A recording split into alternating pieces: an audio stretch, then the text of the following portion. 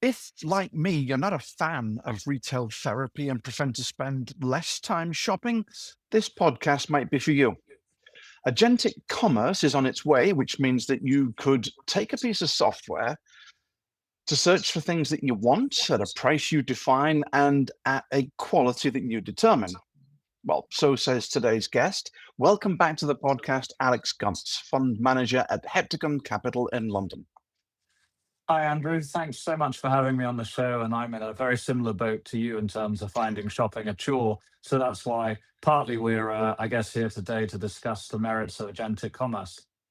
Well, for listeners who may be unfamiliar with the concept, how would you define agentic commerce in simple terms? So I guess there are two ways of answering that question, Andrew. Number one is let's just think about what an agent is. Ultimately, it's just a piece of software. So the debate is really moving from where we do the shopping to who does the shopping. And that really feeds into the second point. I would characterize agentic commerce, or we've named it a-commerce, as really being the third wave, if you will, of shopping and how shopping has evolved. So we began with bricks and mortar. Then the internet came along. That was the first wave. And we would sit at our desktops at home, we'd click away, we'd order, it would be slow and painful, but it worked. Wave two was doing it on a mobile, where everything became better. The iPhone was really the big shift in functionality. And now the third wave, and really this is a practical application of AI, is really getting agents to do it on our behalf. So, what first sparked your interest in this e-commerce, as you call it, and why do you think that it represents a major shift in how people will shop in the future? I think the best way to characterize it, Andrew, is simply as an evolution of what we've been doing already. We touched on this already in terms of thinking about it or characterizing it as a third wave. And I guess maybe two different ways to frame this. Number one is, we've been talking about AI for the last 3 years, certainly on this program and on every other sort of media forum you can imagine. We're all very familiar with interacting with ChatGPT, with Claude, with Gemini, and so on. So in some ways, actually taking it to the next level, and for the owners of the LLMs to be thinking about how can they practically apply and monetize AI, shopping, and bear in mind, as our listeners will be aware, consumption accounts for something like 70% of GDP in a country like the States or Great Britain. Shopping seems like a very obvious and logical vertical to see that monetization take place. I guess the second way of framing it is really just the notion of familiarity. So think about it like this. If you'd shown someone an iPhone in 1999, when the internet was just getting started, people would have had no conception of how to use it. Now it's absolutely commonplace. And I think we're arguably at the same cusp today. The things which sound and feel unfamiliar will, within 5 to 10 years, be totally normal. So, what's your opinion here then? People appear comfortable allowing AI to help them plan purchases, but they seem to be much less comfortable letting AI complete the transaction. Yeah, I think that's a wonderful and very astute point, Andrew. And I guess the way I'd explain that is that it's just simply a function of human psychology.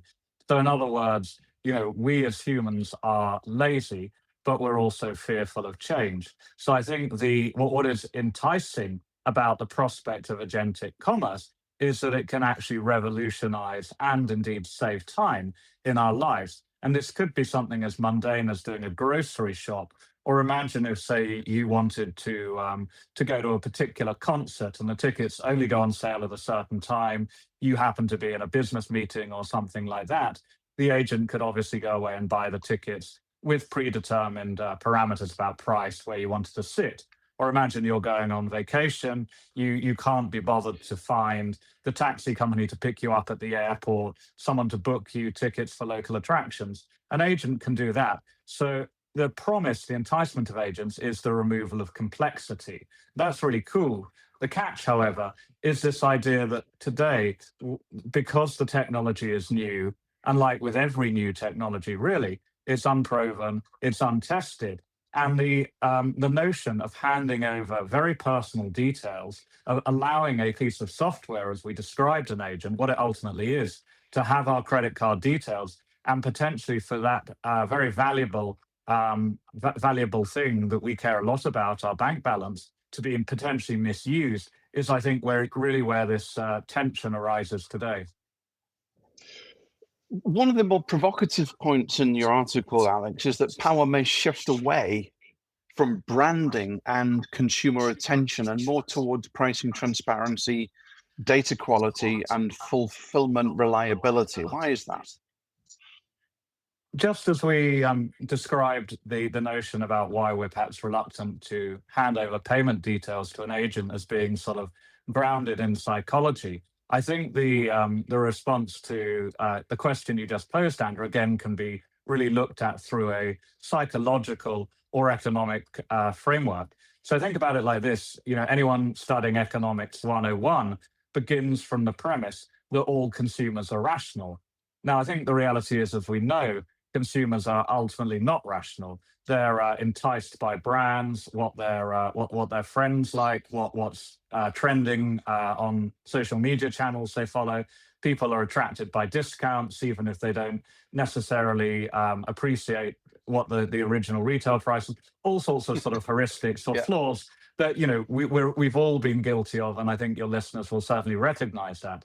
I guess the point is that, look, if you have an agent is not programmed, it's not been designed to be irrational. It really just cares about searching all the available information to find the best deal based around the parameters you've given it. In other words, it won't say, I particularly like Nike, let's say, or I like Nike more than Adidas, and therefore, even if the Adidas trainer is better than the Nike one, because I like Nike more, I'll prioritize that. And so ultimately, in a world where you have rational thinking, the things that an agent will care about will much more be based around that quality of distribution, the ability to fulfill orders quickly and seamlessly. So are there potential losers then if agentic commerce goes mainstream? I think that's very likely, Andrew. In the piece that we wrote, which will be available, I'm sure, to your listeners, is available on Heptagon Capital's website already. We've tried to lay out a framework for potential winners and losers, and I think potential winners would be, as we've often talked about in prior programs, would be almost the metaphorical shovel makers, the people who are providing the plumbing, if you will, to make agentic commerce work. And we may well come on to discuss that later.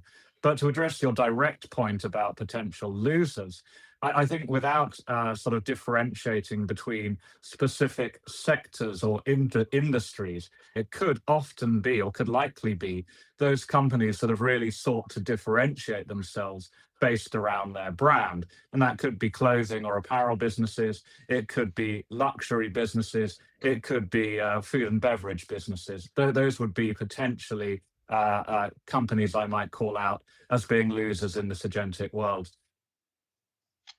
Why are the payment companies, Visa, MasterCard, American Express, and Stripe, positioning themselves so aggressively in this space?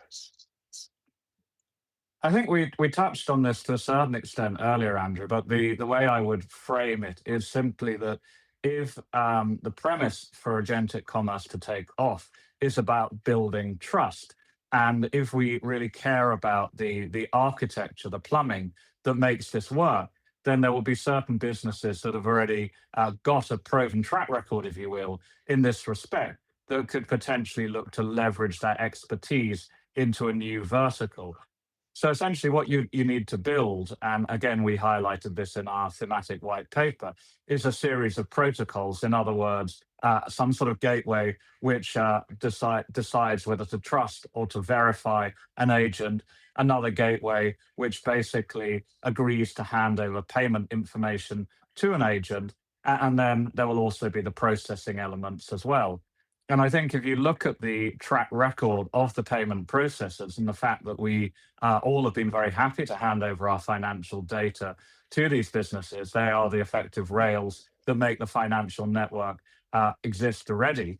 And I recall a piece we did previously, Andrew, where we discussed stable coins. These businesses, they're very, very conscious of not being disintermediated, not being sort of removed from the equation. So therefore, if they can be preemptive, if they can build the architecture, and indeed, you can just go onto any of these large companies' websites, and they will already talk about offering developer kits, agentic toolkits. And these are essentially sandboxes, if you will, for both tech companies and indeed for retailers to experiment with. And a lot of this is really about this idea of trying to build trust.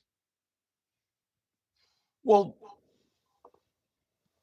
you also suggest that China is ahead of the United States in terms of practical adoption. What advantages are there in China that have accelerated that adoption? I guess the correct way to frame this, Andrew, would really be to think about the fact that China has always been a little bit more advanced digitally in the sense of a few factors. There is less legacy infrastructure where there is a greater trust in automation in China. There's almost been a tacit acceptance that you give up certain sort of liberties, if you will, in order to allow for economic growth. So to frame that in practical terms, we've clearly had, or there clearly are in China, quite a few super apps, if you will. So the likes of these apps designed by Alibaba, by JD.com, and so on. And the idea is that this is one sort of mega app where already your shopping, your transportation, your bank details are integrated into one platform. So the idea of actually making that conceptual leap and that handover, if you will, of personal information, which and that trust in technology, I would contend, we highlighted this again in our piece, that psychologically, structurally as well, where the country is in terms of its technology, just has allowed it to sort of edge ahead, if you will, in this respect of agentic commerce. There are already kind of prototypes out there, but they don't necessarily go the whole hog. We've got Amazon's Rufus, Walmart's Sparky, and similar tools showing impressive engagement metrics, according to your article. Which current implementations are most exciting to you and why? And I guess this is a good time to ask you, have you got any anecdotal evidence? That's a very pertinent question to be asking, Andrew, and indeed, as part of the work we have done on this topic of agentic commerce, and indeed the work we generally do when we think about future trends at Heptagon, is we publish a weekly blog, and one of our most recent pieces has indeed highlighted some of the experimentation that we've undertaken with regard to agents. And I think, in some ways, it's very similar to what we've written about with robotics, and it really begins with appropriate alignment of expectations. Today, we're still in that experimentation phase. In some ways, it comes back to the observation we made earlier on in this conversation that a bit like the internet was 30 years ago, we're still just experimenting today. So the variation that you actually have in agentic platforms is today pretty wide. A lot of it is really just thinking about call it an enhanced shopping assistant, but it is really about building trust, building familiarity. So I think where the tools that exist today, particularly Rufus, as we highlighted, are actually really good, are helping curate a list of items for you. So you hand off to an agent or a shopping assistant a very specific request. You want a certain pair of trainers at a certain price point for a certain occasion. This is your size. This is when you need it. It's very, very good about taking a huge selection and sinking it down to a much smaller number. There is still, however, that handover that's required. And in some ways, this is important. The agent will say, or the assistant will say, here is the selection, here is what I've curated. Now you, the human, have to click in order to make the payment. So this is sort of agentic commerce 1.0. Rufus is actually being folded into Alexa within Amazon. So in some ways, you would actually be able to say to a device, here is my request. I want, tickets to watch the World Cup semi-final. I want to sit in this row. I don't want to pay any more than this amount of dollars for a seat to watch a great soccer game. And it would go away and say, okay, this is what I've been able to find. Now click here. Again, if you look at some of the larger platforms, the offering from Gemini, which is obviously Google's setup, Copilot's tools, which are part of the Microsoft suite, they're also fairly good. Our experience is that retailers in Europe, obviously where I'm based, are perhaps a little bit behind the curve today. What's going through my mind right now, Alex, is the wedding planner. Of course. Yeah. Imagine that conversation. That might make a funny blog piece. Yeah. So you're saying that the biggest winners are going to be the retailers, AI platform providers, payment companies, and logistics firms. Other companies that we haven't yet identified that are going to benefit from this trend? I think, to be clear, Andrew, the way we would characterize it, and as we said, often this is the case when we try and think about investing in future trends, we like to own the metaphorical shovel makers. So I think payment processors, the rails for transactions, that would be the number one call out. And then distribution and fulfillment networks. And obviously you have the traditional logistics companies, but almost the second derivative of that, businesses that own warehouses, effective REITs, real estate investment trusts, and they are actually leasing those warehouses to retailers. They are, to our mind, again, we alluded to this in our piece, clear potential beneficiaries. Because if it comes back to this debate about agents being rational and caring about fulfillment, caring about that delivery coming to you, the consumer, as quickly and as efficiently as possible, owning strategically located warehouses, we think could be a clear differentiator, and therefore the owners of those warehouses could be clear beneficiaries. You wrap up the piece by saying that the agents are coming. What should investors, businesses, and consumers be doing today to prepare for that future? Well, above and beyond reading our piece, I guess the much more serious answer to that question would be, look, we're in an experimentation phase today. It's about building familiarity. It's about building trust. And the more quickly you do that, the better placed you will potentially be. We called out earlier on, or highlighted where the potential losers may be in this debate. So I think for those businesses, it's actually really incumbent upon them to think about how to innovate most appropriately and stay relevant in a more agentic age. I guess the final comment I'd leave all your listeners with is really that, look, revolutions take time. Even today, 2026, in a country like the United States, much of Western Europe, it's only about 30% of all purchases by value are done online today. So in other words, 25 years on from the internet, it's still only $1 in $3 being spent online on average. So then if we're trying to frame how quickly will we be handing off to agents, yes, it is going to change the world, we think, in a massive way, but I think we all need to be mindful about the timeline at which this is going to occur. Yeah, that's a really interesting way to wrap it up. I mean, when you think of what we spend physically eating out, it's a very large part of the retail sales report every month. Yeah, how much we're now spending having food delivered by ordering it online. That's a good takeaway question. Alex Gunz, Portfolio Manager at Heptagon Funds in London. Thank you again for joining me. Always a pleasure to have you on the show. Thanks so much, Andrew. Looking forward to the next one already. All right, and have a great holiday when you go away in a couple of weeks, and mind the sunshine. And for the audience, thank you for taking the time to join us. And if you enjoyed today's show, don't forget to like and subscribe wherever you download your podcast from. Bye for now. The analysis in this material is provided for information only and is not and should not be construed as an offer to sell or the solicitation of an offer to buy any security.